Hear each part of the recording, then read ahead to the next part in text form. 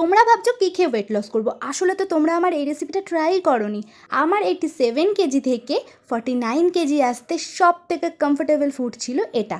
তো এটা তো বানানো একদম সোজা, মাত্র 5 মিনিটে। তার জন্য আমি সব রকমের ভেজিটেবল কেটে নিয়েছি, আর এখানে একটুখানি কড়াইতে জল ছিটিয়ে তারপরে দেখো চিকেনগুলো ভেজে নিচ্ছি ভালো করে, কারণ এটা নো অয়েল আর একদম লো ক্যালোরি। তারপরে খিদে পেয়ে গেছিলো, একটু খেয়ে নিলাম ফল। তারপরে আবার এখানে চলে এলাম, যেই ভাজা ভাজা হয়ে গেছে ওপর থেকে আমি দিয়ে দিচ্ছি স্বাদ মতো নুন আর একটুখানি চিলি ফ্লেক্স। আর কিচ্ছু দেওয়া যাবে না, তোমরা চাইলে এখানে গোলমরিচের গুঁড়োও ইউজ করতে পারো। আমি উপর থেকে গোলমরিচের গুঁড়ো দিয়ে দিয়েছি, যেহেতু আমার ঝালটা একটু বেশি খেতে ভালো লাগে তার জন্য।